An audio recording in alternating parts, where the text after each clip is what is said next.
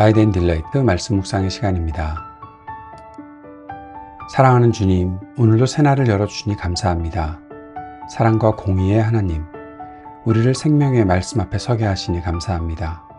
이 시간 성령님께서 우리의 마음 눈을 밝혀주셔서 기록된 말씀을 통해 하나님의 음성을 듣게 하옵소서. 세상의 가치관이 아닌 하늘의 지혜를 따르기로 결단하는 시간이 되기를 원합니다. 말씀 앞에서 우리 모두가 하나님의 공의를 삶으로 살아낼 용기를 얻게 하옵소서. 예수님 이름으로 기도드립니다. 아멘. 오늘은 잠언 11장 1절에서 15절까지 말씀을 함께 읽고 묵상하겠습니다. 잠언 11장 1절에서 15절까지의 말씀입니다. 속이는 저울은 주님께서 미워하셔도 정확한 저울추는 주님께서 기뻐하신다. 교만한 사람에게는 수치가 따르지만 겸손한 사람에게는 지혜가 따른다. 정직한 사람은 성실하게 살아 바른 길로 가지만 사기꾼은 속임수를 쓰다가 제교에 빠져 멸망한다. 재물은 진노의 날에 쓸모가 없지만 의리는 죽을 사람도 건져낸다. 흠 없는 사람은 그의 옳은 행실로 그가 사는 길을 곱게 하지만 악한 사람은 자신의 악 때문에 쓰러진다. 정직한 사람의 옳은 행실은 그를 구원하지만 반역하는 사람은 제 욕심에 걸려 넘어진다. 악인은 죽을 때 그들의 희망도 함께 끊어지고 불의에 걸었던 기대도 물거품이 된다. 의인은 재난에 빠져도 구원을 받지만 악인은 오히려 재난 속으로 빠져들어간다. 하나님을 경외하지 않는 사람은 입으로 이웃을 망하게 하지만 의인은 지식으로 구원을 얻는다. 의인이 잘되면 마을이 기뻐하고 악인이 망하면 마을이 환호한다. 정직한 사람이 축복하면 마을이 흥하고 악한 사람이 입을 떼면 마을이 망한다. 지혜가 없는 사람은 이웃을 비웃지만 명철한 사람은 침묵을 지킨다. 험담하며 돌아다니는 사람은 남의 비밀을 세게 하지만 마음이 믿음직한 사람은 비밀을 지킨다. 지도자가 없으면 백성이 망하지만 참모가 많으면 평안을 누린다. 모르는 사람의 보증을 서면 고통을 당하지만 보증 서기를 거절하면 안전하다. 오늘 말씀을 한 3가지 정도로 압축해서 살펴보고자 합니다. 첫 번째는 1절에서 3절까지 나오는 말씀인데 하나님이 기뻐하시는 삶의 기준, 바로 정직입니다. 본문은 속이는 저울과 공평한 추를 대조하면서 시작하지요. 고대 시장에서 저울을 속이는 것은 가장 흔하면서도 비겁한 탐욕의 형태였습니다. 하나님은 이를 미워하신다라고 강력하게 말씀하시죠. 정직이라는 것은요, 단순히 도덕적인 선택이 아니라 하나님을 경외하는 신앙의 증거라는 사실을 알 수 있습니다. 3절에서 정직한 자의 성실은 자기를 인도한다고 말했죠. 그러니까 정직은 손해보는 것처럼 보이지만 하도 세상이 그렇게 정직한 사람을 바보처럼 만들고 있으니까요. 그래서 정직이 손해처럼 보이지만 결국 우리 인생의 가장 안전한 가이드라인이 된다는 사실을 오늘 본문을 통해서 볼 수 있습니다. 두 번째 보는 것은 2절과 4절과 8절에서 나오는 4절부터 8절에서 나오는 명예와 수치의 갈림길인데 그것이 바로 겸손과 교만입니다. 본문은 교만이 오면 욕도 오지만 겸손한 자에게는 지혜가 있다고 가르치고 있죠. 재물은 진노의 날에 아무런 도움이 되지 못하지만 공의는 죽음에서도 건져낸다라고 말씀합니다. 우리가 쌓아올린 업적이나 재물보다 중요한 것, 그것은 하나님 앞에서 우리가 어떤 사람인가 하는 것입니다.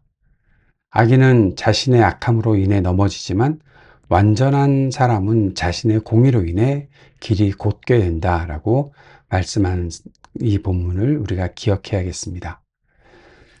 세 번째는 언어의 힘, 그리고 그것과 연결되어 있는 공동체의 안녕, 평안입니다. 9절에서 15절까지의 말씀이 바로 그런 내용이죠. 이 후반부는 우리의 입술이 공동체에 어떤 영향을 미치는지 집중하고 있습니다. 잠언에서는 계속 이 말씀을 강조하고 있고 또 신약에 가면 야고보서에서도 바로 입술, 혀의 그 힘에 대해서도 말하고 있는 것을 볼 수 있죠. 11절에 보면 성읍은 정직한 자의 축복으로 인해서 흥하고 악한 자의 입으로 말미암아 망한다라고 말하고 있었죠. 한 사람의 정직한 언어가 도시 전체를 살릴 수도 있고 파괴할 수도 있다는 사실을 말해주고 있습니다. 지혜로운 사람은 말을 아낀다. 13절에서 그리고 공동체의 안전을 위해 지략을 구한다라고 말씀합니다. 독단적인 결정이 아니라 함께 의논하고 지혜를 모으는 것이 공동체를 평안하게 만드는 비결이라는 사실을 말씀하는 것이죠. 자, 이 말씀들을 우리들에게 어떻게 적용할까요? 먼저 개인적인 적용을 보면 나만의 숨겨진 저울을 점검하자라는 것입니다. 다시 말하면 우리는 남이 보지 않는 곳에서 정직한가 하는 거죠.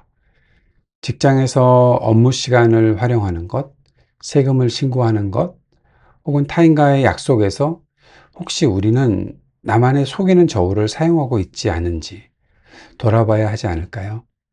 사소한 이익을 위해서 타협하고 싶을 때 하나님은 공평한 주를 기뻐하신다라는 이 말씀을 기억해야겠습니다. 결과보다 과정을 하나님께 맡기는 훈련을 계속해야 합니다.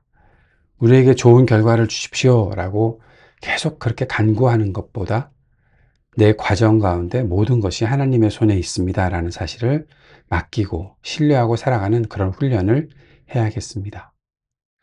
두 번째, 공동체적인 적용입니다. 비밀을 지키는 입술 그리고 경청, 이 부분에서 우리가 이 말씀을 적용해 보았으면 좋겠습니다. 13절에 보면 험담하는 또 한담하는 자는 남의 비밀을 누설하나 마음이 신실한 자는 그것을 숨긴다라고 말하고 있죠. 공동체 내의 비난이나 험담, 이것이 독과 같다라는 것입니다. 교회에서 소그룹 모임에서 누군가의 약점을 듣게 되었을 때 그것을 옮기는 대신에 기도의 제목으로만 삼으면 어떨까요? 중요한 결정을 내릴 때 내 고집을 피우기보다 지혜로운 조언자들의 말에 귀를 기울이는 지략의 과정을 거칠 수 있는 것도 필요하지 않겠습니까? 세 번째는 사회적인 적용입니다. 정직이 경쟁력이 되는 세상을 만들어야 할 텐데 말입니다. 그리스도인은 세상 속에서 정직의 표준이 되어야 합니다. 11절의 말씀처럼 우리의 정직함이 우리가 속한 도시와 사회를 흥하게 할 것이다 라는 사실을 기억해야겠습니다. 사회적인 약자를 착취하거나 부당한 이득을 취하는 구조에 저항해야겠습니다. 비즈니스 현장에 있다면 눈앞의 이익이나 신뢰를 쌓는 이익보다 신뢰를 쌓는 길을 택하는 것, 눈앞의 이익보다 신뢰를 쌓는 길을 택하는 것이 필요하겠습니다. 그것이 바로 세상을 치유하는 그리스도인의 방식이 되는 것이죠. 잠언은 우리에게 여호와를 경외하는 것이 지혜의 근본임을 일깨워 줍니다. 정직은 용기가 필요하고 겸손은 자기를 내려놓는 아픔이 따르는 거죠. 하지만 하나님은 그런 자를 반드시 붙들어 주시고 그들을 통해서 가정과 공동체 그리고 이 시대를 살리십니다. 세상의 빠른 길보다 하나님의 바른 길을 걷기를 오늘도 간절히 기도합니다. 주님께서 가르쳐 주신 기도 함께 드리겠습니다. 하늘에 계신 우리 아버지, 아버지의 이름을 거룩하게 하시며 아버지의 나라가 오게 하시며 아버지의 뜻이 하늘에서와 같이 땅에서도 이루어지게 하소서. 오늘 우리에게 일용할 양식을 주시고 우리가 우리에게 잘못한 사람을 용서하여 준 것 같이 우리 죄를 용서하여 주시고 우리를 시험에 빠지지 않게 하시고 악에서 구하소서. 나라와 권능과 영광이 영원히 아버지의 것입니다. 아멘.